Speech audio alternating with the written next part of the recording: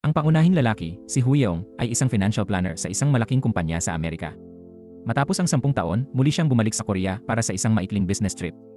Sa halip na manatili sa hotel, pinili niyang tumuloy sa bahay ng kanyang tiyuhin.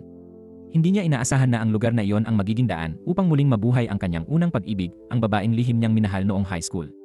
Pagkatapos noon, nagtungo si Hu Yeong sa lugar kung saan siya may blind date. Dahil matagal na siyang walang kasintahan, ipinakilala siya ng kanyang matalik na kaibigan sa pinsan nitong babae. Sa parehong oras, si Hongjo, isang animation production director, ay patungo rin sa parehong lugar para sa kaparehong dahilan, isang blind date. Pagdating niya roon, inakala niyang si Hu Yeong ang lalaki para sa kanya, kaya agad siyang lumapit at umupo sa kanyang harapan. Nagulat si Hu Yeong nang makitang ang babaeng nasa harapan niya ay si Hongjo, ang babaeng matagal na niyang minahal noon. Sandali siyang napatulala habang bumabalik sa kanyang isip ang mga alaala ng nakaraan. Ngunit si Hongjo ay tila hindi siya nakilala. Ilang sandali pa, dumating ang tunay na kadate ni Hu Yeong at doon lamang napagtanto ni Hongjo na nagkamali siya ng nilapitan. Nahihiya, agad siyang humingi ng paumanhin sa dalawa at tumakbo papunta sa tamang lalaki sa kabilang mesa. Habang umaalis si Hongjo, hindi na maalis ni Hu Yeong ang kanyang tingin dito. Wala na siyang interes sa babaeng kaharap niya, ang nasa isip niya lamang ay si Hongjo. Nang makita niyang umalis ito kasama ang ibang lalaki, agad siyang tumakbo palabas upang sundan sila. Ngunit pagdating niya sa labas, hindi na niya ito nakita. Ang totoo, nakilala rin ni Hongjo ang dating kaklase niya, ngunit dahil sa hiya sa sitwasyon, nagkunwari siyang hindi siya kilala. Samantala, hindi rin naging maayos ang date ni Hongjo. Hindi siya interesado sa lalaki at gumamit ng iba't ibang dahilan upang agad natapusin ang date. Sa kabilang banda, ganoon din si Hu Yeong, naging malamig siya sa babae at ginamit ang dahilan na hindi niya kabisado ang lugar upang tumangging ihatid ito pauwi. Kinagabihan, habang pauwi, tumawag ang kanyang kaibigan mula sa Amerika. Pinagalitan siya nito dahil iniwan daw niya ang pinsan sa gitna ng date.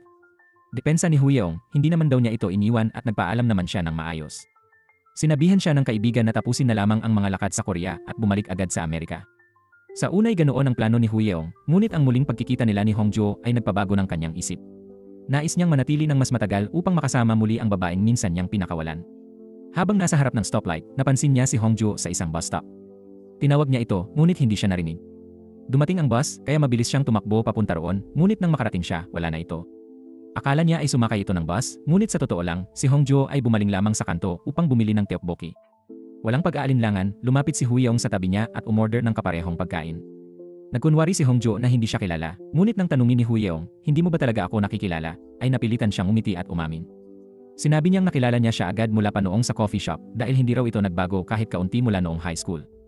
Nagkamustahan sila saglit at pagkatapos ay kinuha ni Hongjo ang kanyang cellphone upang hingin ang numero ni Hu Yeong. Ipinahayag niyang balak niyang mag-organisa ng reunion kasama ang kanilang mga dating kaklase. Sa biro ni Hu Yeong, ibig bang sabihin, hindi ka masayang makita ko? Dahil sa gulat, napaubo si Hongjo at napatalsik ang inumin kay Hu Yeong. Nahihiyang nagpaalam siya agad at umalis, sinabing gamitin na lamang nito ang supli bilang pambayad sa laundry. Pagkalipas ng ilang sandali, tino ng mga pulis ang sasakyan ni Hu Yeong dahil sa maling pagparada. Pag-uwi niya, hindi siya mapakali at patuloy na iniisip si Hongjo. Hawak niya ang perang supli na iniwan nito, habang tahimik niyang sinisisi ang sarili kung bakit siya umalis nang hindi man lang nakapagpaalam ng maayos. Muling bumalik sa kanyang isip ang unang pagkikita nila 10 taon na ang nakalipas, sa loob ng isang bus. Noon, nakakast ang paa ni Hu Yeong at si Hongjo ay nakatulog sa biyahe. Tinawag niya ito sa utos ng driver, ngunit imbes na siya ang pasalamatan, si manong driver pa ang tinanguan ni Hongjo. Pareho silang nahuli sa klase kinabukasan. Mabilis mag-isip si Hongjo, kaya ginamit ang pagkakasugat ni Hu Yeong bilang dahilan upang makapasok silang dalawa. Ngunit sa halip na makisabay, sinabi ni Hu Yeong sa guro na ngayon pa lang niya ito nakilala at masakit pa ang kanyang kamay. Dahil dito, pinapasok siya habang si Hongjo ay naparusahan sa labas ng silid. Habang nasa klase, nasulyapan ni Hu Yeong si Hongjo sa labas, nakangiti at kumakaway sa kanya. Sa sandaling iyon, nakaramdam siya ng kakaibang saya. Simula noon, hindi na niya nakalimutan ang kanyang unang pag-ibig. Samantala, ikinuwento ni Hongjo sa kaibigan niyang si Haiji, na isang guro sa English, ang pagkikita nila ni Hu Yeong. Ayon kay Haiji, siya raw talaga ang unang nagkagusto kay Hu Yeong noong high school, hindi si Hongjo. Noon, labis siyang nabighani rito na halos hindi na siya makapag-aral ng maayos. Pinayuhan siya ni Hongjo na ipahayag ang kanyang nararamdaman, at dahil dito, siya mismo ang tumulong kay Haiji na maibigay ang sulat ng pagtatapat kay Hu Yeong. Nang matanggap ni Hu Yeong ang liham, nagulat siya at nadismaya nang malaman na hindi ito galing sa babaeng gusto niya. Kaya hindi na siya sumagot. Simula noon, nanatili sa puso ni Hongjo ang bahid ng tampo at panghihinayang. Sa kanyang paningin, ang unang pag-ibig ay tulad ng frozen food, kung hahayaan mong manatiling malamig, buo pa rin ito, ngunit kapag muling binuksan, tuluyan itong matutunaw. Kinabukasan, habang nag-uusat sila ng kanyang tiyuhin, ikinuwento ni Hu Yeong ang tungkol sa pagkikita nila ni Hongjo. Ipinagtapat niya na dahil doon, nakuha ng mga pulis ang sasakyan niya. Tinukso siya ng tiyuhin, tinatanong kung ito ba ang kanyang dating kasintahan o unang pag-ibig. Hindi pa siya nakakasagot nang biglang tumunog ang kanyang telepono. Ang tumatawag ay si Hae-jae. Hindi siya gaanong natuwa dahil hindi ito ang tawag na hinihintay niya. Tinanong siya ni Hae-jae kung may asawa na siya at nang malaman nitong wala pa, hindi niya maitago ang tuwa. Matapos ang ilang kwentuhan, inimbitahan niya si Huyeong sa isang reunion party. Habang nag-uusap sila, narinig ni Huyeong sa kabilang linya ang boses ni Hongjo, ngunit bago pa man siya makapagsalita, ibinaba na ni Hae-jae ang tawag. Sa gabi, naghanda si Huyeong ng maayos na damit para sa pagtitipon. Napansin ng kanyang tiyuhin ang kakaibang kilos at nagtanong, "Makikilala mo ba ang iyong unang pag-ibig?" Tumanggi si Huyeong at ipinahiwatig na may nais siyang kunin mula sa kanya, ngunit hindi niya isiniwalat kung ano yon. Isang kaibigan sa grupo ay nag-ayos ng mesa, at ang pinakaunang dumating ay si Hae-jae, na nais mag-iwan ng magandang impresyon kay Huyeong. Kahit nasasaktan ang mga paa ni Hae-jae dahil bihira siyang magsuot ng high heels, dumating siya. Sa parehong oras, dumating na rin si Huyeong.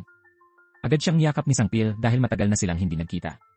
Tumayo si Hae-jae upang magpaalam, ngunit hindi maalala ni Huyeong kung sino siya dahil malaki ang pagbabago sa hitsura nito. Ngunit ang taong pinaka-inaasahan ni Huyeong, si Hongjo, ay wala pa sa lugar. Habang patungo si Hongjo, nakatanggap siya ng mensahe mula sa kanyang boss na kailangan niyang magdala ng regalo at bumati kay Director Kim. Bagamat may isang tao roon na ayaw niyang makita, hindi niya kayang tanggihan ang kahilingan ng boss. Samantala, si Huyeong ay patuloy na nagmamasid at naghihintay sa pagdating ni Hongjo, habang si Hae-jae ay sobrang lasing na at halos hindi na alam ang nangyayari sa paligid. Dumating si Hongjo at inabot ang regalo kay Director Kim. Nang siya ay maglakad palabas, hinawakan siya ni Director Kim at ipinakilala sa isang tao. Nang makita ang lalaki, dali-dali siyang umiiwas. Para bang marami na silang pinagdaanan sa nakaraan.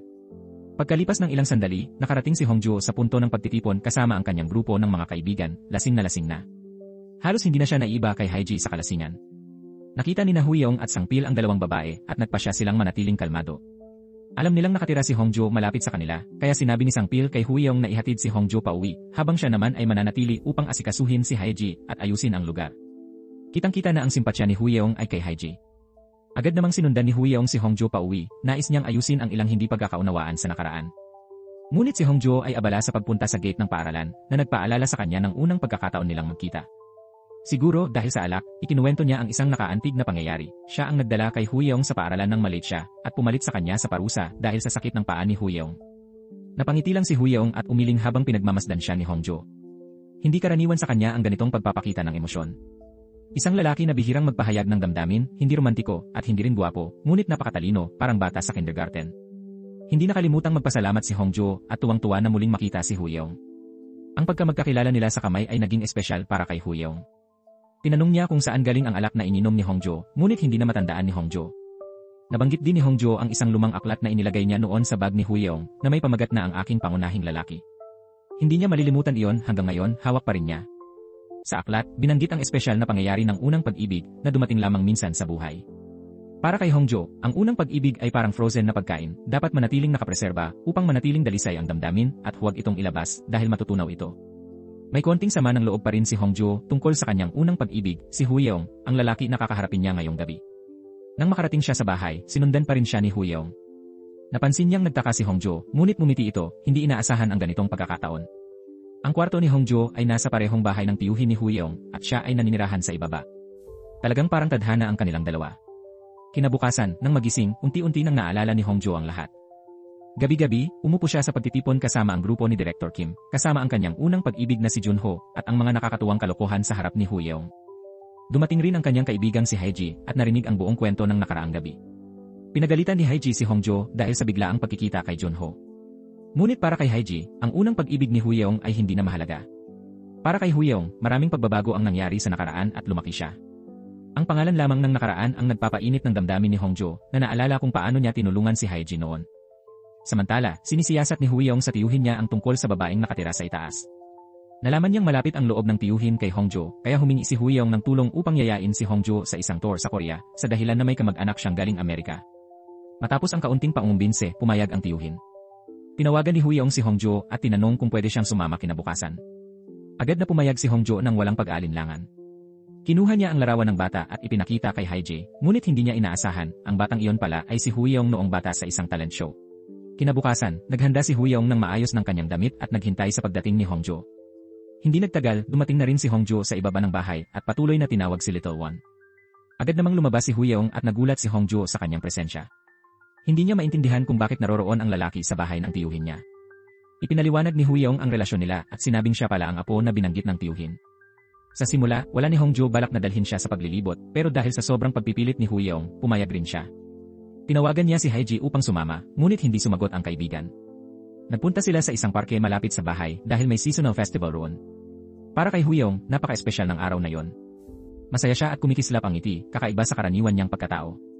Sunod, nagpunta silang kumuha ng mga litrato habang nagkaka-costume. Pinipilit ni Hongjo na kumuha siya ng maraming larawan hanggang sa makahanap ng pinakamaganda bilang bagong profile picture. Habang ginagawa ito, hindi maiwasan ni Huyeong natitigan si Hongjo dahil sa kanyang kaakit-akit na kilos. Ganon din si Hongjo, may bahagyang pang-akit sa kanya ang hitsura ni Huyeong sa mga litrato kahit na umuulan na. Ngunit hindi pa rin siya gustong umuwi.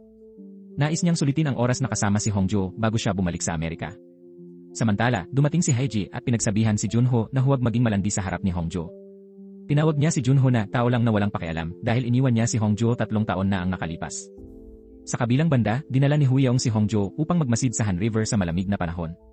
Dito, binanggit niya ang mga bagay na sinabi ni Hongjo noong Biyernes, ngunit hindi pa niya natapos. Humingi ng tawad si Hongjo dahil sa sobrang pagkalasing noon. Akala niya ay tinutukoy ni Huyeong ang panlalait niya sa kanya bilang bata sa kindergarten, pero sa totoo lang, may halo itong papuri. Napangiti lang si Huyeong dahil na-misinterpret ni Hongjo ang kanyang sinabi. Plano sanang ipahayag ni Huyeong ang kanyang damdamin sa kanya, ngunit nawala ang gana niya. Sa pagkakataong iyon, aksidenteng nabuksan ni Hongjo ang bintana at hindi alam kung paano isara. Kailangan pang abutin ni Huyeong upang isara ito. Ang ganitong lapit na sitwasyon ay nagdulot ng kaunting hiya sa dalawa, kaya't pareho silang nag-iwas sa direktang tingin. Sa pag-uwi, palihim lang silang nagtinginan. Pagdating sa bahay, basang-basa sa ulan si Hongjo. Agad siyang niyakap ni Huyeong na lalong nagdulot ng hiya. Dahil sa pagkabagot at hiya, ginamit ni Hongjo ang payong para umakyat sa kanyang kwarto. Bago siya umalis, sinabi ni Huyeong na dapat nilang kainin ang fried chicken ng magkasama. Pag-uwi sa kanyang kwarto, may kakaibang pakiramdam si Hongjo kay Huyeong. Iniisip niya na baka dahil sa sobrang gwapo nito. Samantalang si Huyeong, ang buong isip ay puno lamang ng imahe ni Hongjo. Naalala niya ang nangyari 10 taon na ang nakalipas. Si Hongjo ay naiwan sa library para magsulat ng proposal letter, ngunit hindi natapos ito. Upang tulungan siya, gumabi si Huyeong upang isulat ito at silipin ang babaeng gusto niya. Nang magising si Hongjo kinabukasan, wala na si Huyeong at ang liham ay naipasa na niya sa paaralan. Kinabukasan, pumunta si Hongjo sa opisina at tinawag ng direktor. Sa kwarto, biglang bumangon si Junho. Nagulat si Hongjo at naalala ang nangyari 3 taon na ang nakalipas, noong panahon na sobrang mahal niya si Junho. Hindi niya maintindihan kung bakit iniwan siya nito noon. Sa kasalukuyan, dumating si Junho upang makipag-collaborate kay Hongjo sa isang animated project na siya ang direktor. Nagkasundo silang mag-usap ng pribado. Ipinaliwanag ni Junho na umalis siya noon upang mangalap ng inspirasyon para sa kanyang nobela, ngunit hindi na mahalaga sa kanya ang dahilan. Nais ni Hongjo na itago ang nakaraan, pero pinilit ni Junho na sila ay hindi pa naghiwalay. Araw-araw daw ay naalala niya si Hongjo sa nakalipas na 3 taon. Habang naglalakad si Huyeong kasama ang tiyuhin, napatingin siya sa dalawa at napahinto. Kasabay nito, lumabas si Hongjo mula sa cafe, handang bigyan ng leksyon si Junho, ngunit pinigilan niya ang sarili. Nagpaalam siya at umalis si Junho, ngunit niyakap pa rin ni Huyeong si Hongjo at sinabi, noong nakaraang gabi, nakalimutan mo ang hair tie mo sa bahay ko. Kailangan natin kunin yon. Agad namang pumasok si Hongjo sa loob upang magpanggap sa harap ni Junho. Kahit umalis na si Junho, hindi agad bumitaw si Huyeong, kaya sobrang nahihiya si Hongjo. Humingi siya ng permiso upang bumalik sa opisina.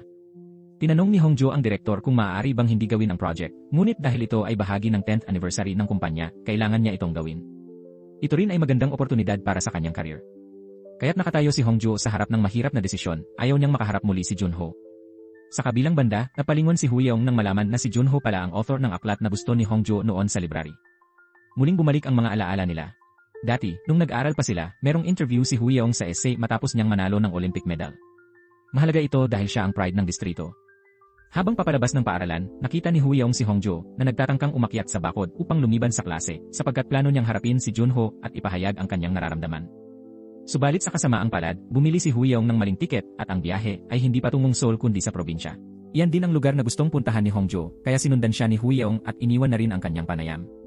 Ang lugar na tinungo ni Hongjo ay isang kampo ng militar. Agad niyang binaba ang kanyang buhok at nilagyan ng maganda at maayos na hair clip bago pa man niya makaharap si Junho. Ngunit pagdating niya roon, nalaman niyang si Junho ay nailipat na sa ibang lugar. Nang maalala yon, inisip ni Huyeong na lahat ng nangyari ay dahil kay Junho. Habang nagkukwento si Huyeong, doon lamang napagtanto ni Kyung Taek na ang unang pag-ibig ng kanyang pamangkin ay si Hongjo. Kinagabihan, nakatanggap si Huyeong ng tawag mula sa kanyang ina, si Doseon, na nagsasabing kailangan niyang bumalik sa Amerika kinabukasan. Pagkarinig nito, nawalan siya ng ganang gawin ang kahit ano. Habang naglalakad si Huyeong sa lansangan, tahimik siyang sinundan ni Hongjo sa likod. Gusto sana niyang batiin ito, pero sa huli ay nagpasya siyang huwag na lang. Ngunit napansin din siya ni Huyeong, kaya nagkunwari si Hongjo na nagulat lang siyang magkita sila. Kaagad niyang inanyayahan si Huyeong na kumain ng pritong manok dahil nakipagkita rin siya roon kay Haiji. Sa hapunang iyon, pinuna ni Huyeong si Hongjo na hanggang ngayon ay wala pa ring pagkaintindi at nananatiling inosente gaya noong dati. Hindi na unawaan ni Hongjo kung ano ang ibig niyang sabihin kaya nauwi sila sa pagtatalo. Dahil sa galit, umalis si Hongjo at iniwan silang dalawa. Nang makita ni Haiji ang mga mata ni Huyeong habang nakatitig kay Hongjo, agad niyang naunawaan ang lahat. Tinanong niya si Huyeong kung gusto ba niya si Hongjo at kung alam ba ito ng babae. Sa puntong iyon, hindi na itinago ni Huyeong ang katotohanan, aminado siyang matagal na niyang minamahal si Hongjo. Medyo nasaktan si Haiji ngunit hindi siya nagtanim ng galit. Sa halip, uminom siya ng marami ngunit pinagalitan pa si Huyeong dahil hindi ito nanatili sa Korea upang ipaglaban ang kanyang nararamdaman. Hinikayat siya ni Haiji na huwag nang bumalik sa Amerika at manatili roon upang habulin ang sariling pag-ibig dahil si Hongjo ay walang ibang magpoprotekta sa kanya kundi siya lamang. Samantala, nagtungo si Hongjo sa bar ni Sangpil at ibinahagi sa kanya ang tungkol sa proyektong kasalukuyan niyang pinag-isipan kasama si Junho. Nagalit si Sangpil at pinagsabihan siyang huwag makipagtulungan sa lalaking iyon. Nagbanta pa siyang tatawagan si Haiji para ipaalam dito ang tungkol sa plano ni Hongjo. Pag-uwi ni Hongjo, inakala niyang wala pa si Huyeong, ngunit naroon na pala ito. Gusto sana niyang tawagan si Haiji para kumustahin, ngunit naisip niyang baka hindi ito maganda sa sitwasyon kaya pinili niyang huwag na lang. Kinaumagahan, nagpa siya si Hongjo na ituloy ang proyekto kasama si Junho dahil gusto niyang subukan ang oportunidad na iyon at ayaw niyang pagsisihan sa hinaharap. Habang si Huyeong naman ay naghahanda papunta sa paliparan, tinanong siya ni Kyung Taek kung nakapagpaalam na ba siya kay Hongjo. Sumagot siya ng alam na niya na aalis ako. Sa daan, sinubukan niyang tawagan si Sangpil para magpaalam, ngunit hindi niya ito makontak. Habang nakasakay, naalala ni Huyeong ang nangyari 10 taon na ang nakalilipas. Matapos mabigo si Hongjo na makausap si Junho, labis itong nalungkot at umalis.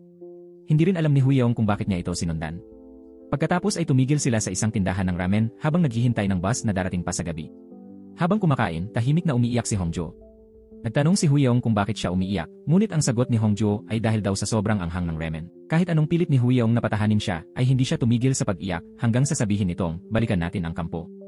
Bigla itong tumigil sa pag-iyak at pumayat. Pagbalik nila sa kampo, nalaman nila na si Junho ay nailipat na sa bundok at 6 na buwan pa bago siya maaaring makipagkita kaninuman. Labis na nadismaya si Hongjo at wala na siyang lakas bumalik sa bahay. Dumating ang huling biyahe ng bus at sa pagmamadali, nadulas at nadapa si Hongjo. Agad siyang tinulungan ni Huyeong, ngunit dahil doon, pareho nilang na-miss ang bus. Pagbalik sa kasalukuyan, nakatanggap ng tawag si Huyeong mula kay Haiji na nagsasabing na aksidente si Hongjo. Dahil may klase siya, hindi ito makapunta sa ospital. Walang pagdadalawang isip, iniutos ni Huyeong sa driver na bumalik. Tumakbo siya papunta sa ospital at hindi na tinuloy ang biyahe papuntang Amerika. Sa kabutihang palad, minor lang ang mga sugat ni Hongjo at si Huyeong na mismo ang naging tagapag-alaga niya. Habang medyo groggy pa, naalala ni Hongjo ang isang insidente noong nag-aaral pa siya. Nagkaroon siya noon ng matinding lagnat at humiling ng tubig sa kanyang guro. Ngunit ang taong nag-abot ng tubig sa kanya ay isang pamilyar na anino, si Huyeong. Nang magmulat siya ng mata, nakita niyang mahigpit na hawak ni Huyeong ang kanyang kamay. Sinabi ni Hongjo, ayos lang ako. Natisod lang ako kasi umiwas ako sa kotse. Bakit kita tinawag dito? May gagawin ka pa kaya umalis ka na. Ngunit sumigaw si Huyeong, bakit mo palaging sinasabi na umalis ako? Para kay Hongjo, maliit na bagay lang iyon, pero hinawakan ni Huyeong ang kamay niya at ipinatong sa kanyang dibdib, sabay sabi, sa tingin mo ba maliit na bagay pa rin ito? Narinig ni Hongjo ang mabilis na tibok ng puso ni Huyeong at hindi niya maunawaan kung bakit ito ganoon. Naalala niya pa na kagabi, sinabi nitong nandidiri siya sa kanya, kaya nagulo ang isip ni Hongjo at sinubukang iwaksi ang maling iniisip, lalo na't si Haiji ay kaibigan niya. Maya-maya, dumating din si Haiji at si Kyung Taek sa ospital. Nalaman nilang ligtas si Hongjo at nakahinga ng maluwag si Kyung Taek. Tinanong ni Haiji si Kyung Taek kung alam na ba niya ang tungkol sa nararamdaman ni Huyeong para kay Hongjo. Tumango siya at sinabing alam niya pero hindi niya inaakalang ganoon kalalim ang pagmamahal nito. Upang tulungan silang dalawa, nagplano sina Haiji at Kyung Taek. Ipinagtapat ni Haiji kay Hongjo na nakikipag-date na siya ngayon kay Kyung Taek at wala na siyang nararamdaman para kay Huyeong. Agad niyang hinawakan ang braso ni Kyung Taek na ikinagulat nito. Pagkatapos ay iniwan nila si Huyeong sa ospital upang siya na ang mag-alaga kay Hongjo. Habang pauwi sina Haiji at Kyung Taek, naalala ni Huyeong ang panahong pareho silang nagpalipas ng gabi ni Hongjo sa labas matapos nilang ma-miss ang huling bus. Nahulog siya noon sa isang hukay ng construction site. Habang iniisip niya kung paano makaakyat, tinitingnan lang siya ni Hongjo at natatawa. Paglaon, nagsimulang maghanap si Hongjo ng bagay na pwedeng gamitin para hilahin siya, ngunit nabigo. Nang makita niyang tila nalulunod si Huyeong, tumalon siya sa hukay dahil sa pag-aalala. Sa huli, pareho silang na-stop doon. Nang marinig ni Huyeong ang mga palaka, natakot siya at niyakap ng mahigpit si Hongjo, parang batang natatakot. Napangiti si Hongjo sa alaala at tinanong si Huyeong, noong gabing iyon, ano bang sadya mo sa Seoul? Sagot ni Huyeong, may interview ako sa universidad doon. Nasabi ko na sa'yo yon pero nakalimutan mo. Alam ni Huyong na mabilis makalimot si Hongjo sa mga hindi magagandang alaala, lalo na ang may kinalaman kay Junho. Ngunit para kay Huyong, ang lahat ng iyon ay mga alaala nilang dalawa. Pag-uwi nila, iginiit ni Hongjo na kaya na niyang maglakad mag-isa at hindi na kailangang mag-alala si Huyong. Ngunit halos maulit muli ang aksidente kung hindi siya nasalo nito. Kinagabihan, pumunta si Huyong sa kwarto ni Hongjo upang gisingin siya. Lumapit siya nang walang sinasabi at hinalikan ito ng buong puso, ngunit iyon pala ay panaginip lamang ni Hongjo. Pagkagising niya, hindi siya makapaniwala sa kanyang panaginip at napahiya sa sarili. Tahimik siyang bumalik sa kanyang silid, gumagapang paakyat dahil hindi niya kayang umakyat ng tuwid habang pinagmamasdan siya ni Huyong. Nilapitan siya ni Huyong at binuhat ito papunta sa kwarto niya, sabay alaga at binilhan pa ng gamot at lugaw. Lubos na naantig si Hongjo at nagpasalamat sa kanya. Hindi niya inakala na ganoon pala kabait si Huyong at inamin niyang nagkamali siya ng akala sa kanya noon. Sa kanyang silid, nakatanggap si Huyong ng tawag mula sa kaibigan niya sa Amerika na nagtatanong kung kailan siya babalik. Ngunit nang mapansin niya ang business card ng kumpanyang pinagtatrabahuhan ni Hongjo na nakahulog sa sahig, ngumiti siya at sinabing, hindi na ako babalik. Hawak ni Huyong ang business card ni Hongjo na agad nagbalik sa kanya ng alaala noong nahulog siya sa hukay. Noon, inamin niya kay Hongjo na minsan ay nangarap siyang maging direktor ng pelikulang animasyon. Labis itong ikinagulat ni Hongjo dahil mahilig din siya sa mga pelikulang animasyon. Masigla niyang sinabi, ibigay mo sa akin ang pangarap mo at ibibigay ko sa iyo ang 5 buwan ng sweldo ko kapag natupad mo yon. Pagbalik sa kasalukuyan, maagang naghanda si Huyong ng almusal para kay Hongjo. Ginawa niya ang lahat at hindi niya hinayaang si Hongjo ay gumawa ng kahit ano.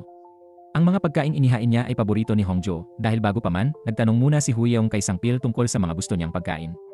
Pagkatapos kumain, binanggit ni Huyong ang tungkol sa 5 buwang sweldo, ang pangakong ginawa ni Hongjo 10 taon na ang nakalipas. Nang marinig iyon, napatulala si Hongjo dahil kung tutuusin, malaki-laki na rin ang halaga niyon sa paglipas ng mga taon. Hindi niya alam na nagbibiro lang si Huyong. Samantala, dumating si Junho sa opisina ngunit hindi niya naabutan si Hongjo roon. Tinawagan niya ito ngunit hindi sumasagot kaya nagpunta siya mismo sa bahay nito. Nakita niya si Hongjo na magkasama kay Huyong at agad siyang nagalit. Galit na galit siyang nagbanta na kakanselahin ang kanilang proyekto kung patuloy daw si Hongjo sa pagiging pabaya. Bago pa siya makalapit, sinubukan ni Huyong na saktan si Junho ngunit pinigilan siya ni Hongjo. Lumapit siya kay Junho at matapang na sinabi, kung gusto mong umatras, sige. Wala akong pakialam. Pagkatapos ay itinaboy niya ito palabas at binalaan pa na kung muli siyang manghihimasok, papatulan na niya ito.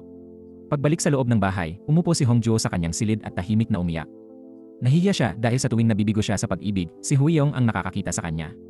Ngunit para kay Huyong, masaya siyang makitang unti-unting bumabangon si Hongjo, hindi lang sa kanyang mga sugat, kundi pati sa puso. Lumapit siya sa kanya at marahang hinalikan ito sa labi, isang halik na matagal na niyang pinigilan sa loob ng 10 taon. Nagulat si Hongjo at mabilis siyang tumulak palayo. Sira ka ba? Huwag kang magbiro ng ganyan, sigaw niya. Ngunit seryosong sagot ni Huyong, hindi ako nagbibiro. Hindi ngayon at hindi rin noon. Mahal na kita mula pa noon at hanggang ngayon. Napatigil si Hongjo, natulala sa mga salitang iyon. Nang makabawi, mahina niyang sinabi, hindi ko kailanman nagustuhan ka at hindi rin mangyayari iyon. Magkaibigan lang tayo. Ngumiti si Huyong at marahang tumugon, kapag naghalikan na, hindi na magkaibigan ang tawag doon. Isipin mong mabuti kung talagang magkaibigan lang ba tayo. Muling bumalik sa alaala si Huyong, 10 taon na ang nakalipas. Noong araw na yon, nakita niya si Hongjo sa terminal ng bus at napangiti siya. May dala-dala siyang mga librong paborito ng dalaga at balak niya sanang ibigay ang mga yon. Ngunit bago siya makalapit, tumawag ang kanyang ina, si Doseon, at sinabing lilipad na sila patungong Amerika sa buwang iyon. Ayon pa sa ina, nakipag-usap na siya sa paaralan, kaya hindi na kailangang pumasok si Huyong kinabukasan. Nang marinig iyon, tila natigilan siya. Ayaw niyang umalis, ngunit wala siyang magagawa. Dahil sa matinding panghihina ng loob, nagpasya siyang huwag nang makipagkita kay Hongjo. Samantala, nakita siya ni Hongjo sa kabilang kalsada at tinawag ng paulit-ulit ang kanyang pangalan habang hawak ang kanyang plano sa hinaharap. Gusto niyang ibahagi iyon kay Huyong. Ngunit paglingon niya, wala na si Huyong. Kinabukasan, bitbit pa rin ni Hongjo ang papel na iyon habang papasok sa silid ni Huyong, ngunit natigilan siya nang makita ang anunsyo sa pisara. Si Huyong ay lumipat na at maninirahan sa Amerika. Tahimik siyang lumabas ng silid at mula noon, hindi niya maintindihan kung bakit ganoon kasakit ang pag-alis ni Huyong, isang kirot na dala niya hanggang ngayon. Pagbalik sa kasalukuyan, nakangiting naghuhugas ng pinggan si Huyong habang inaalala ang matamis nilang halik. Tulad ng isang taong baliw sa pag-ibig, napangiti siya mag-isa. Dumaan ang kanyang tiyuhin at pinutol ang kanyang pagmuni-muni. Tinanong siya nito kung kailan siya babalik sa Amerika. Alam ng tiyuhin ang kalagayan ng pamangkin, kaya marahan niya itong pinayuhan, tapusin mo muna ang proyekto mo roon. Kausapin mong mabuti ang mama mo. Baka payagan kanyang bumalik dito para magtrabaho. Samantala, nagpunta si Hae-ji kay Kyung Taek upang magpasalamat. Subalit tila nailang pa rin si Kyung Taek dahil sa nangyari kamakailan. Iminungkahi ni Hae-ji na mag-dinner sila kinabukasan bilang pasasalamat. Nahihiyaman, pumayag si Kyung Taek habang si Hae-ji ay ngumiti ng may ibig sabihin. Sa kabilang banda, nakatanggap si Huyong ng mensahe mula kay Sangpil. Ipinadala nito ang litrato ni Hongjo na kasalukuyang nasa bar niya. Kaagad siyang nagtungo roon, ngunit pagdating niya, umalis na si Hongjo. Nilait pa niya si Sangpil dahil tinawag nito ang contact name ni Junho sa cellphone ni Hongjo bilang iisda may maikling alaala. Iyon ay dahil patuloy pa rin sa pagtawag at pagte-text si Junho kahit hindi siya pinapansin ni Hongjo. Ngayon, para siyang isang baliw, binabasa muli ang mga liham na ipinadala ni Hongjo 10 taon na ang nakalipas. Habang tumutulo ang kanyang mga luha, napagtanto niyang huli na ang lahat. Kung hindi mo pinahalagahan noon, huwag mo nang hanapin ngayon. Galit at desperado, nagbanta si Junho na kakanselahin ang proyekto kung hindi siya sasagutin ni Hongjo, ngunit hindi na ito nagpatinag. Kinabukasan, pumunta si Sangpil sa bahay ni Hongjo at nagyayang mangisda. Pinilit niya ito upang magkaroon ng pagkakataon sina Huyeong at Hongjo na magkasama, habang siya at ang tiyuhin ay mananatili malapit. Matapos ang ilang pangumbinsi, pumayag din si Hongjo. Sa biyahe, halatang naiilang siya kay Huyeong dahil sa nangyari noong nakaraang araw. Paminsan-minsan lang silang nagkakatinginan at pareho silang walang masabi. Pagdating sa hintuan, sumakit ang tiyan ng tiyuhin at dali-daling naghanap ng lugar para magsuka, habang si Sangpil naman ay nagkunwaring bibili ng gamit para bigyan ng pagkakataon ang dalawa. Doon, sa gitna ng katahimikan, bumulong si Hongjo, ang nangyari kahapon ituring na lang nating parang walang nangyari. Huyeong nagkunwaring walang alam tungkol sa halik at sa sinabi niyang gusto niya si Hongjo. Ngunit agad na sumagot si Hongjo na lahat ng iyon ay dahil magkaibigan lang sila. Ayon sa kanya, pareho silang nakakaramdam ng pagkailang at hindi komportableng magkasama, kaya imposible raw na makapag-enjoy sila. Sa kabilang banda, tuwang-tuwa si Huyeong dahil pakiramdam niya ay pinahahalagahan siya ni Hongjo at masaya siyang nasa tabi ng isang taong ganoon. Pagdating nila sa destinasyon, nagrenta ang grupo ng isang bahay malapit sa tabing dagat. Palihim na laging hinahanap ni Huyeong ng pagkakataon na maipakita ang kanyang damdamin kay Hongjo, dahilan upang lagi itong mamula sa hiya. Tumawag si Haiji kay Hongjo upang kamustahin ang dalawa, ngunit sagot ni Hongjo, hindi ko siya gusto kahit kaunti. Nangako si Haiji na susunod din doon dahil kailangan pa niyang kumbinsihin si Kyung Taek, ang guro sa pisikal na edukasyon, na sumama. Samantala, sa pangingisda, labis na humanga si Sangpil sa galing ni Huyeong. Halos lahat ng ihulog nitong panghuli ay may nakukuha. Habang abala sa pangingisda, palihim namang hinahanap ni Huyeong si Hongjo. Napansin ito ni Sangpil at pabirong sinabi, kahit makahuli ka ng daan-daang isda, hindi mo pa rin mahuhuli ang puso ng unang pag-ibig. Biglang napansin ni Sangpil na lumalayo si Hongjo sa dalampasigan. Nang mapagtantong tumataas ang tubig, mabilis na tumakbo si Huyeong upang sundan siya. Habang sinusubukang hulihin ni Hongjo ang isang sea cucumber, muntik na siyang madulas. Agad siyang nasagip ni Huyeong at pinayuhang bumalik na dahil malapit nang tumaas ang tubig at baka siya magkasakit. Ngunit napumilit si Hongjo na hulihin muna ang sea cucumber, kaya't kahit takot si Huyeong, napilitan siyang gawin ito para sa kanya. Sa kabilang dako, sina Haiji at Kyung Taek ay nasa biyahe papunta sa tabing dagat. Pilit na ipinahihiwatig ni Haiji ang kanyang damdamin sa kanya, ngunit tila hindi ito nauunawaan ng lalaki. Tumawag ang nakatatandang kapatid ni Haiji at tinanong siya tungkol sa litrato ni Kyung Taek. Doon niya lang nalaman na may planong ipag-blind date ng kanyang ama si Kyung Taek sa mismong kapatid niya. Nabigla si Haiji at nawalan ng gana kahit pa nagtangkang magpaliwanag si Kyung Taek. Samantala, masaya namang naglalaan ng oras si Hongjo at Huyeong sa dalampasigan, siya ay nasa ilalim ng nangunguha ng shellfish, samantalang si Hongjo ay nakatayo at nagpapalakpak sa kanya. Unti-unting nawala ang ilangan sa pagitan nila. Nang sabay silang humila ng nakasabit na pugita, pareho silang nadulas at napahiga. Natagpuan ni Hongjo ang sarili niyang nakapatong kay Huyeong. Dahil sa kaba na baka halikan siya nito muli, agad niyang tinakpan ang labi ng lalaki at tumayo, sabay alis dala ng matinding hiya. Kinagabihan, dumating na sina Haiji at Kyung Taek. Galit na galit si Haiji at ibinuhos ang inis sa pamamagitan ng pagdurog ng bawang sa chopping board hanggang sa halos masira ito. Napansin ni Hongjo ang kaibigan kaya hinila niya ito palabas upang magpalamig ng ulo. Doon, sinabi ni Haiji, wala naman kaming karapatang mag-away. Hindi naman talaga kami. Ayokong itigil mo ang nararamdaman mo kay Huyeong dahil lang sa akin. Ang totoo, mas mahalaga ka sa akin kaysa sa kanya. Ngunit nais pa ring malaman ni Hongjo kung ano talaga ang nangyari. Kaya, ikinuwento ni Haiji ang lahat, habang nasa kotse, ipinaliwanag ni Kyung Taek na totoo ang tungkol sa blind date, pero iyon ay kagustuhan ng ama ni Haiji, hindi kanya. Nangako siyang kakausapin niya ang ama at ang kapatid ni Haiji. Pagkatapos ay tinanong ni Haiji si Kyung Taek kung gusto ba niyang makipag-date sa kanya. Nabigla ang lalaki, at bagamat may damdamin din siya, itinanggi niya ito, dahilan upang lalo siyang mainis. Ang dahilan kung bakit gusto ni Haiji si Kyung Taek ay dahil sa matipuno niyang katawan at sa kabaitan nitong walang bahid ng kasinungalingan. Kinagabihan, nanaginip si Hongjo tungkol sa kanyang pagkabata. Isa siyang batang iniwan ng ina at mula noon ay hindi na ito muling nagbalik. Nang tumanda siya, naranasan niyang muli ang parehong sakit ng iwan siya ni Junho, ang lalaking minsang iniidolo niya. Sa panaginip, humarap siya sa lalaki at mariing sinabi, huwag ka nang magpakita sa mga panaginip ko. Ngunit laking gulat niya nang lumitaw si Huyeong sa parehong panaginip. Masaya ako, sabi ng lalaki, na naglaho ang pag-ibig mo sa kanya.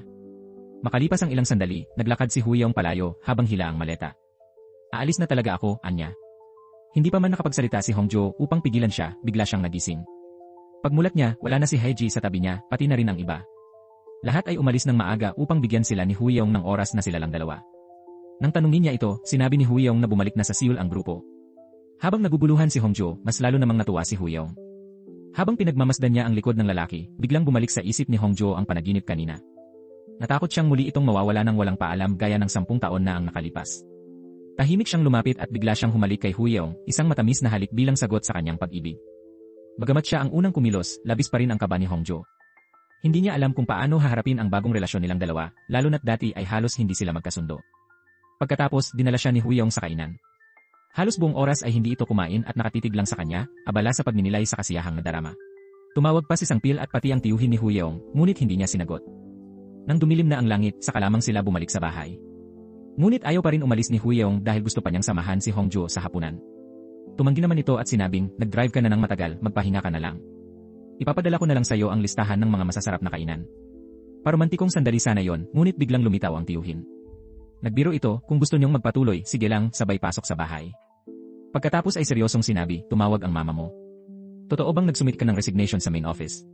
Hindi na makakabalik si Huyong sa Amerika dahil labis na siyang nahulog kay Hongjo. Ano man ang mangyari, handa siyang harapin yon. Makalipas ang ilang oras, tinawagan niya si Hongjo, sinasabing gusto niyang umakyat sa kwarto nito. Dahil hindi pa ayos ang buhok at itsura, tinanggihan siya ni Hongjo at sinabing matutulog na siya. Ngunit sa labas, paulit-ulit pa rin ang tinig ni Huyong, gusto kita. Sa bawat salitang iyon, lalong natunaw ang puso ni Hongjo. Kinabukasan, nang tawagin siya ni Huyong para mag-almusal, wala na siya sa bahay. Sumama si Hongjo kay Haiji na gustong mamili ng damit at magpaayos ng buhok bilang paghahanda sa date nila ni Kyung Taek kinabukasan. Sumabay na rin si Hongjo para magpaganda at maging mas kumpiyansa sa sarili sa harap ni Huyong. Kinagabihan, nagpunta silang dalawa sa bar ni Sangpil. Parehong masaya at parang nakalaya dahil ngayon pareho na silang may taong iniibig. Habang umiinom, hindi na nila namalayan kung gabi na o umaga. Nang makita ni Sangpil ang dalawang babae, wala na siyang nagawa kundi mapailing sa pagkabigla. Kinaumagahan, naghanda si Haiji para sa pag-akyat ng bundok kasama si Kyung Taek, habang si Hongjo naman ay nag-ayos din ng maayos na kasuotan dahil yon ang unang araw na lalabas silang muli ni Huyong. Paglabas niya ng bahay, naroon na agad si Huyong na naghihintay sa kanya sa tapat ng pintuan. Ngunit ang higit na ikinagulat ni Hongjo ay ang presensya ng kanyang matalik na kaibigan na si Haiji na naroon din. Nagpadala si Haiji ng mensahe kay Kyung Taek, ngunit hindi ito sumagot. Ang totoo, natanggap ni Kyung Taek ang mensahe, ngunit hindi niya alam kung paano tutugon. Sinabihan ni Hongjo si Haiji na marahil ay mas mabuting siya na mismo ang pumunta sa bahay ni Kyung Taek. Ngunit dahil sa suot niyang damit, nahihiya si Haiji na pumunta roon. Kaya naman, pinahiram siya ni Hongjo ng ibang kasuotan. Sa hindi inaasahang pagkakataon, nakasalubong ni Haiji si Kyung Taek at maging ang ina nito. Nang makita siya ng ina ni Kyung Taek, labis itong natuwa dahil matagal na nitong hangad na makitang mag-asawa na ang anak. Sa sobrang saya sa pakikipagkwentuhan kay Haiji, halos makalimutan na niya ang anak. Nang mapansin ito ni Kyung Taek, agad siyang sumingit sa usapan. Dahil sa pag-akalang naabala ng ina niya si Haiji, agad siyang humingi ng paumanhin. Ngunit para kay Haiji, wala namang dapat ikahiya. Sa halip, nakaramdam siya ng hiya dahil siya mismo ang pumunta roon ng walang paanyaya. Kaya tahimik na lamang siyang umalis nang hindi nasasabi ang nais niyang sabihin kay Kyung Taek. Samantala, tinanong ni Hongjo si Huyong, ano bang nagustuhan mo sa akin? Hindi agad nakasagot si Huyong at natawa na lamang, ngunit hindi iyon nakakatawa para kay Hongjo. Ilang sandali pa, tinanong ulit ni Hongjo, Huyong, kailan ka ba alis? Nang marinig ng lalaki ang tawag ng pangalan niya mula sa labi ni Hongjo, tila tumigil ang oras. Doon niya napagtanto ang sagot tuwing tinatawag siya ni Hongjo, palaging may kakaibang init sa puso niya. Hindi ko rin alam kung kailan nagsimula, pero sa tuwing tatawagin mo ako ng Huyong o Huyong doon ko naramdaman na gusto na kita. Kahit 10 taon na ang lumipas, pareho pa rin ang pakiramdam ko, wika niya habang marahang lumapit at niyakap si Hongjo. Sa sandaling maghahalikan na sana sila, biglang tumawag ang tiyuhin ni Huyong. Pinapabalik nito si Huyong dahil may agarang problema. Agad siyang nagpaalam kay Hongjo na pumasok muna sa bahay upang kunin ang isang bagay na matagal na niyang gustong ibigay, ang life plan na ginawa nilang dalawa noong nakaraan. 10 taon na ang nakalipas mula nang unang maramdaman ni Hongjo ang tibok ng puso para kay Huyong noong mga sandaling nakasandal ito sa kanyang balikat. Maging ngayon, pareho pa rin ang kanyang nararamdaman. Kaya ipinangako niyang ibibigay niya muli ang planong iyon sa kanya. Samantala, nagtungo si Huyong sa isang hotel kung saan naroon ang kanyang ina na bagong balik mula sa Amerika. Nais niyang ipakita rito ang kanyang liham ng pagbibitiw. Sa matagal na panahon, palagi siyang sumusunod sa kagustuhan ng ina, ngunit sa pagkakataong ito, nais na niyang tumayo sa sarili niyang mga paa at mabuhay nang hindi umaasa sa sinuman. Kinabukasan, naghanda si Hongjo ng lahat ng materyales para sa kanyang pagpupulong kasama si Junho. Kasabay nito, papunta na si Huyong sa branch ng kumpanya kasama ang kanyang ina. Habang naghihintay sila sa traffic light, napansin ng ina si Hongjo sa kabilang kalsada. Noon pa man, alam na niyang gusto ng anak niya si Hongjo. Kaya matapos makita ito muli, pinuntahan niya si Hongjo sa bookstore kung saan ito naghahanap ng mga librong iniwan ni Huyong. Ngunit kinuha ng ina ni Huiyong ang mga librong iyon, habang si Hongjo ay walang kamalay-malay kung sino talaga ang babaeng kaharap niya. Bumalik sa kasalukuyan, dumating si Hongjo sa bahay ni Junho. Sa loob ng silid nito, napalibutan siya ng mga bagay na may kaugnayan sa kanya, mga lumang litrato nilang dalawa, mga liham ng pag-ibig, at mga alaala ng kanilang nakaraan. Ang hindi inaasahang pag-alis ni Junho 3 taon na ang nakararaan ay dahil pala sa isang malubhang sakit na hindi niya kayang ipaliwanag noon. Habang pinag-uusapan nila ang trabaho, biglang nanghina si Junho. Nag-aalala si Hongjo, ngunit sinabi niyang ayos lang siya. Ilang sandali pa, hinimatay ito. Sa pagitan ng kanyang paghina, sinabi niya, kung sakaling mamatay ako dahil sa sakit na ito, tatanggapin mo pa rin ba ako? Naguluhan si Hongjo sa kanyang sinabi. Niyakap siya ni Junho at idinugtong, nang mawala ako, ayokong makita mo akong mahina. Pero ikaw, Hongjo, ikaw pa rin ang espesyal para sa akin. Sa lahat ng taon na wala ako, hindi nagbago ang nararamdaman ko. Ngunit para kay Hongjo, huli na ang lahat. Galit at lungkot ang naramdaman niya. 3 taon siyang nagtanong sa sarili kung ano ang nagawa niyang mali, ngunit ngayon na alam na niya ang katotohanan, mas lalo siyang nasaktan. Sinabi niya ng diretsyo, may gusto na akong iba. At mas mamahalin ko siya kaysa sa kahit sino. Pagkatapos nito, tuluyan siyang umalis. Sa kabilang banda, ipinahayag ni Doseon ang matinding pagnanais niyang dalhin pabalik sa Amerika ang anak. Ngunit sa pagkakataong ito, determinado na si Huiyong na ipaglaban ang sarili. Handa siyang tumayo kahit mag-isa, kahit pamahirapan. Samantala, nagpunta si Hongjo sa direktor upang opisyal na umatras sa proyekto kasama si Junho. Hindi na siya pinigilan nito at ibinalik sa kanya ang manuskrito na matagal niyang pinagpaguran sa loob ng 10 taon. Sa sobrang lungkot, itinapon niya ito sa basurahan, kasabay ng pagsuko sa pangarap niyang matagal niyang iningatan. Habang nakatulala, biglang dumating si Huiyong. Walang salitang namutawi, ngunit agad siyang yakap ni Hongjo ng mahigpit. Dahil gusto niyang maging masaya, kahit sandali, nagyaya siyang maglibang, naglaro sila ng karera, bumaril sa shooting range, at kumanta ng malulungkot na awitin. Si Huiyong naman, tahimik lang na nakikinig. Pagkatapos ng lahat, magkahawak kamay silang umuwi. Doon, ibinunyag ni Huiyong na nagbitiw na siya sa trabaho. Nagulat si Hongjo at agad na nagtanong, dahil ba sinabi kong huwag kang bumalik sa Amerika, kaya ka nag-resign? Umiling si Huiyong at mumiti, hindi mo kailangang mag-alala. Ako si Kang Huiyong, kaya kakayanin ko ito. Kinaumagahan, dumating ang ina ni Huiyong sa bahay nila. Nang makita siya ni Hongjo, agad niyang binitiwan ang kamay ni Huiyong sa kaba. Ngunit hindi pumayag si Huiyong, lalo niyang hinigpitan ang pagkakahawak at ipinakilala si Hongjo sa kanyang ina, ito ang girlfriend ko. Naisa nang kausapin ni Doseon si Hongjo ng pribado, ngunit magalang itong tumanggi at nagsabing maaari na lamang silang mag-usap sa ibang pagkakataon. Pagpasok ni Hongjo sa bahay, sinermona ni Doseon ang anak, kaya ka ba nagre-rebelde ay dahil sa babae na yan. Ngunit mariing itinanggi ni Huiyong. Walang kinalaman si Hongjo dito. Desisyon ko ito. Sa gitna ng tensyon, dumating ang tiyuhin upang ipaalam na hindi na mag-hotel ang ina ni Huiyong, mananatili na siya roon. Hanggang si Huiyong ay nasa Korea, dun muna siya titira. Labis na nagulat ang magtiyuhin nang marinig ito. Agad na nag-text ang tiyuhin kay Hongjo upang ipaalam na maninirahan muna roon ang ina ni Huiyong. Sinabihan niya si Hongjo na umiwas at huwag magpakita hanggat maaari. Nang gabing iyon, tahimik na umuwi si Hongjo, dahan-dahang umakyat sa kanyang silid nang walang anumang ingay. Ngunit bigla na lamang lumitaw si Huiyong, dahilan upang mabigla siya. Kahit pa sinabi ni Hongjo na umuwi na ito, hindi siya pinakinggan ni Huiyong. Hindi na niya iniintindi pa ang kanyang ina, sapagkat para sa kanya, si Hongjo ang pinakamahalaga. Nang malaman ni Hongjo na pansamantalang titira doon ang ina ni Huiyong, nagpa siyang lumipat ng ibang tirahan. Ramdam niya kasi na tila hindi siya gusto ng ina ni Huiyong. Ngunit mariing tumutol si Huiyong at sinabing ganyan talaga ang ugali ng kanyang ina. Sa katotohanan, ayaw lamang niyang malayo sa babaeng minamahal niya. Matapos magbitiw sa trabaho, nagtungo si Huiyong sa restoran ni Sangpil upang mag-apply bilang tagasilbi. Dahil hindi sanay, nakabasag siya ng maraming pinggan. Kaya hindi siya matanggap ni Sangpil kahit gaano pa siya magmakaawa. Kinagabihan, pag-uwi ni Hongjo sa bahay, nadatnan niya roon si Junho. Nakatupi ito ng mga liham na ipinadala niya noon at ginawang eroplanong papel. Habang walang imik na ipinapainog ang mga ito sa hangin, paliwanag pa niya, kung susunugin ko ang mga ito, baka masunog ang bahay. Kung itatapon ko naman sa basura, kawawa naman sila. Habang nag-uusap ang dalawa, dumating ang ina ni Huiyong. Tumama sa kanya ang isa sa mga eroplanong papel, dahilan upang marinig niya ang lahat ng pinag-uusapan ng dalawa sa itaas. Ibinigay ni Junho kay Hongjo ang mga liham at sinabi nitong siya na mismo ang dapat magtapon ng mga iyon dahil pag-aari niya ang mga iyon. Wala na rin siyang intensyong pigilan pa si Hongjo. Habang pinupulot ni Hongjo ang mga liham, nasalubong niya ang ina ni Huiyong. Marahan ngunit may laman ang boses ng ginang nang sabihin niyang tila may komplikadong relasyon si Hongjo sa mga lalaki. Pagkatapos, inimbitahan niya si Hongjo sa loob upang mag-usap ng masinsinan. Doon, sinabi ng ginang na marahil ay hindi dapat malaman ni Huiyong ang nangyaring pag-uusap nila. Ang tanging hinihiling lamang niya ay huwag nang idamay si Huiyong sa mga relasyon ni Hongjo. Ipinahayag pa ng ginang na malapit nang maging acting director ng kumpanya si Huiyong at hindi iyon lugar para sa kanya. Umaasa siyang kusang lalayo si Hongjo sa anak niya. Mariin namang itinanggi ni Hongjo na siya ang nanghahawak o maasa pa kay Huiyong. Ayon sa kanya, si Huiyong mismo ang unang lumapit, nagpakita ng interes at nanligaw sa kanya. Ikinuwento pa niya na minsan siyang naaksidente sa sasakyan at kahit paulit-ulit niyang sinabi na huwag nang mag-alala, pinilit pa rin siya nitong alagaan. Nabanggit din niya na si Huiyong ang unang humalik sa kanya, kaya't paano nga naman siya hindi mahuhulog sa isang gwapo, mabait at maasikasong lalaki. Sa harap ng matatalim na salita ni Hongjo, hindi rin nagpatalo ang ina ni Huiyong. Sinabi niyang nag-aalala lamang siya dahil si Huiyong ay laging nagpapalit ng karelasyon at palagi ring pinapaiyak ang mga babae. Kaya bago pa masaktan si Hongjo, mas mabuting tapusin na niya ito. Hindi na kumibo si Hongjo at nagpaalam na lamang na aakyat sa kanyang silid. Dahil hindi niya makontak si Hongjo, nakahalata si Huiyong na may nangyaring hindi maganda. Agad siyang umuwi at nadatnan si Hongjo na nakahiga sa balkonahe. Doon, marahan ngunit seryosong nagtanong si Hongjo, mayroon ka bang mga dating naging nobya? Sabi ng mama mo, palit ka raw ng palit ng girlfriend sa Amerika at palagi mong pinapaiyak ang mga babae. Ngunit nagkibit balikat lamang si Huiyong at sinabing, hindi naman ganoon kalala ang sinasabi ng mama ko.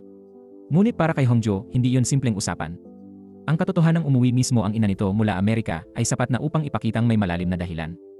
Hinawakan ni Huiyong ang kamay niya at sinabing, hindi ako alis. Manalig ka muna sa akin, hindi sa mga salita ng mama ko. Ngunit sagot ni Hongjo, paano ako maniniwala sa iyo sa ganitong sitwasyon?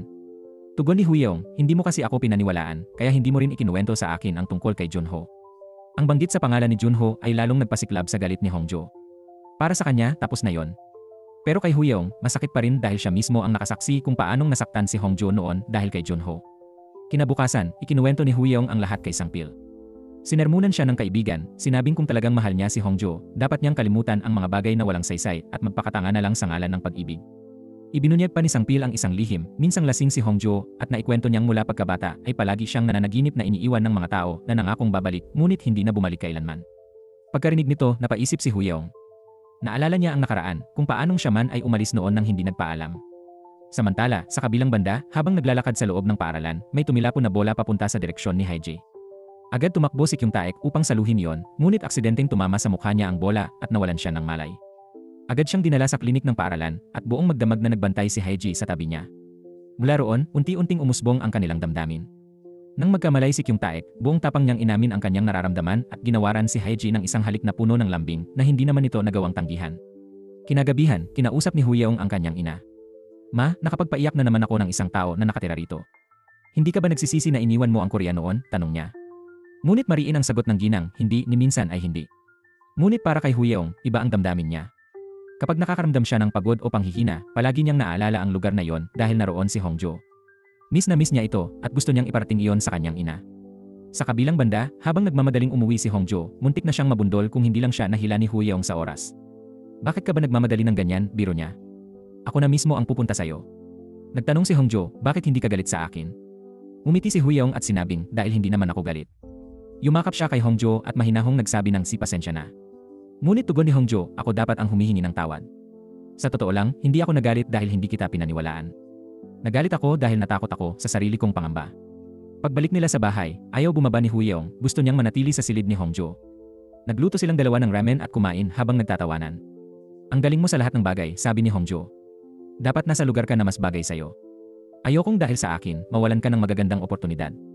Ngunit mumiti si Huiyong. Hindi ko alam maglaro, hindi ako marunong kumanta, at nababasag ko ang mga gamit sa bar ni Sangpil. Pero kapag kasama kita, natututo ako sa mga bagay na di ko alam. Gusto kong magtrabaho, magluto, manood ng kartoon na ginawa mo, at pumunta sa mga lugar na gusto mong puntahan. Marami pa akong gustong gawin basta kasama ka. Ikinuwento rin ni Huiyong ang dahilan kung bakit ayaw ng kanyang ina sa Korea. Naghiwalay ang mga magulang ko noong high school ako. Niloko ni Papa si Mama. Simula noon, hindi na niya kinaya ang manatili rito. Kinabukasan, paglabas nila ng kwarto, nasalubong nila ang ina ni Huiyong. Tahimik lamang ito at agad na umalis. Sinundan siya ni Hongjo at humingi ng paumanhin sa nangyari. Tinawag niya itong mama dahilan upang mapahinto ito. Kung tatawagin ko kayong tita, parang masyadong malayo, sabi ni Hongjo. Pareho naman tayong nagmamahal kay Huiyong. Totoo po, gusto ko siya at balang araw, mamahalin ko rin kayo. Ngumiti siya at nagpaalam. Kinabukasan, muling nakipagkita sa kanya ang ina ni Huiyong. Sinabi nitong babalik na siya sa Amerika at iniabot ang isang card na naglalaman ng malaking halaga ng pera. Nais niyang gamitin yon ni Hongjo upang sumama sa Amerika kasama si Huiyong. Ibinunyag din niyang nasasangkot si Huiyong sa kaso dahil ginamit nito ang impormasyon ng kumpanya para sa sariling pamumuhunan. Babalik kami sa Amerika para harapin yon, sabi ng ginang. Gusto kong sumama ka. Kailangan kanya ngayon. Pero isang tanong lang, kaya mo bang iwan ang lahat dito, tulad ng ginawa niyang pag-iwan sa Amerika para sa'yo? Bago umalis, sinabi ng ginang kay Huiyong, nakipag-usap ako kay Hongjo. Pero tila hindi pa siya makapagdesisyon. Siguraduhin mong magkikita tayo sa Amerika. Alam na ni Huyong kung ano ang ibig sabihin nito. Agad siyang umakyat sa silid ni Hongjo, ngunit wala ito roon. Naghintay, naghanap, ngunit hindi niya nakita. Kinagabihan, tahimik na umuwi si Hongjo, balisa at magulo ang isip. Hindi niya sinagot ang tawag ni Huyong. Kinabukasan, mag-isa siyang nagtungo sa kanilang dating high school. Nagkataon, dumating din si Huyong doon. Sinabi niyang umaasa siyang sasama si Hongjo sa kanya sa Amerika, kahit alam niyang mahirap iyon. Hindi ko kayang mabuhay nang wala ka, sabi niya. Ngunit sagot ni Hongjo, gusto rin kitang makasama, pero hindi ko kayang iwan ang lahat ng nandito. Nauunawaan ni Huyong ang ibig niyang sabihin. Ang mga bagay na mahal ni Hongjo, ang mga pangarap at kagustuhan niya, lahat ay narito. Inabot niya sa kanya ang librong. Ang aking pioneer boy, at malungkot na tanong, paano mo nagawang itapon ito? Nang tumulo ang luha ni Hongjo, niyakap siya ni Huyong. Babalik ako, pangako niya. Babalik ako sa lugar na tinitirahan mo. Kapag dumating ang araw na yon, hindi na kita bibitawan. Lumipas ang ilang araw na magkasama pa silang dalawa, sinusulit ang bawat sandali bago siya umalis. Ikinuwento ni Hongjo ang lahat kay Hae-jae. Sinermunan siya nito, sinasabing bakit pa niya hihintaying bumalik si Huyong kung hindi naman niya alam kung kailan iyon mangyayari. Mas mabuti pa, sumama ka na lang sa kanya, sabi ni Hae-jae. Ngunit tumanggi si Hongjo. Marami pa siyang dapat gawin sa Korea. Tinawag tuloy siya ni Hae-jae na mahina at si Huyong na walang kwenta. Pero umiti lamang si Hongjo at sinabing, mula nang bumalik siya, bawat araw ay parang bakasyon. Lagi kong hinihintay kung ano ang mangyayari kinabukasan. Dumating ang gabi ng Christmas party. Nandoon ang lahat maliban kay Hongjo. Hindi mapakali si Huyong at nawala ng gana kumain. Kinabukasan, nakahanda na ang lahat para sa kanyang pag-alis patungong Amerika. Wala pa rin si Hongjo upang magpaalam dahil abala siya sa trabaho. Habang naghihintay ng flight, biglang lumitaw ang isang pamilyar na figura, si Hongjo, hawak ang kanyang maleta. Hindi siya dumating para magpaalam, dumating siya para sumama. Para ipagpatuloy ang kanilang pag-ibig. Sa sandaling iyon, muling nagtagpo ang dalawang pusong itinadhana. Para kay Huyong, si Hongjo ang kanyang unang pag-ibig. Para kay Hongjo, kahit hindi si Huyong ang pioneer boy sa kanyang libro, siya pa rin ang lalaking gusto niyang makasama hanggang sa huli. At doon nagtapos ang kanilang kwento, isang pag-ibig na pinatunayan ng tadhana. Maraming salamat sa inyong panunood. Hanggang sa muli.